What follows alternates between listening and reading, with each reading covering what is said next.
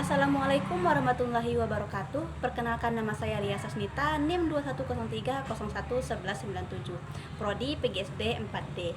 Baiklah, saya akan membuat video di mana tujuan saya membuat video ini ialah untuk memenuhi tugas UAS mata kuliah Pendidikan Agama dengan dosen pengampu Bapak Riyadi Saputra MPD. Baiklah, di sini saya akan menjelaskan tentang akhlak.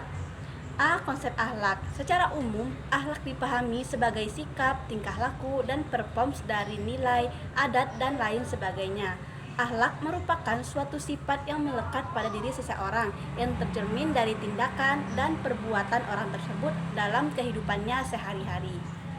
Islam sangat menjunjung tinggi akhlak dan menyuruh seluruh manusia kepadanya. Akhlak terbagi menjadi dua, antara lain yang pertama yaitu akhlak yang terpuji atau akhlakul karimah, yaitu perbuatan dan sifat-sifat yang harus dimiliki kaum muslim. Akhlak terpuji ini biasanya dicontoh dari Rasulullah SAW dan sahabat-sahabatnya. Sebagaimana sabda Rasulullah SAW, Bismillahirrahmanirrahim, akmalul mu'minina imanan ahsanuhum huluqan, yang artinya sesungguhnya orang mukmin yang paling sempurna imannya adalah yang paling baik akhlaknya. Dan Allah Subhanahu wa taala juga berfirman dalam Al-Qur'an surah Al-Qalam ayat 4 yang berbunyi, A'udzubillahi minasyaitonirrajim, Bismillahirrahmanirrahim, wa innaka la'ala hulukin azim, yang artinya dan sesungguhnya engkau Muhammad benar-benar berbudi pekerti yang luhur. Nah, dari ayat tersebut dapat kita simpulkan bahwa Nabi Muhammad SAW merupakan suri tauladan yang paling baik dalam berakhlak yang baik, karena akhlak yang baik tidak cukup apabila dipelajari hanya dengan membaca, namun dibutuhkan juga seseorang yang menjadi teladan sehingga kita terdorong menjadi motivasi untuk berbuat baik. Contoh akhlak terpuji yang harus kita miliki, yang pertama ada kesopanan, jujur, santun, rendah hati, tutur kata yang lemah lembut, tawakal, dan lain sebagainya. Yang kedua yaitu akhlak yang tercela atau akhlakul mazmunah, yaitu perbuatan dari kebiasaan buruk yang dimiliki manusia yang dapat merugikan diri sendiri dan juga dapat merugikan orang lain. Contoh dari akhlak yang tercela sifatnya yaitu sifat iri dengki, dusta, fitnah, sombong, tamak, dan lain sebagainya.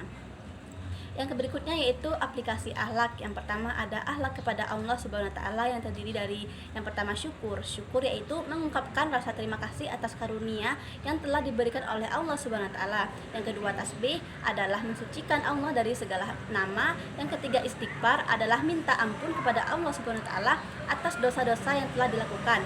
Yang berikutnya yaitu takbir adalah mengagungkan Allah Subhanahu wa taala atas kekuasaan dan kemuliaannya. Dan yang terakhir yaitu doa. Doa adalah memohon kepada Allah Subhanahu wa taala untuk diperkenankan segala keinginan. Yang kedua yaitu akhlak kepada diri sendiri, di mana akhlak kepada diri sendiri ialah sikap yang muncul dari jiwa yang berhubungan dengan pemeliharaan dan kebaikan diri secara pribadi, antara lain yaitu sabar, syukur, dan amanah. Yang ketiga yaitu akhlak kepada keluarga. Yang pertama ada berbakti kepada kedua orang tua, yang kedua adil terhadap saudara, yang ketiga yaitu mendidik anak. Yang keempat yaitu akhlak kepada sesama manusia, yang terdiri dari yang pertama ada akhlak terhadap orang yang berbeda agama, akhlak terhadap orang yang lebih tua, akhlak terhadap teman sebaya, akhlak terhadap orang yang lebih muda, dan akhlak terhadap orang yang berbeda agama, dan juga akhlak terhadap lingkungan. Mungkin itulah sedikit penjelasan tentang akhlak dari saya. Jika terdapat kesalahan, saya memohon maaf. Saya akhiri dengan wassalamualaikum warahmatullahi wabarakatuh.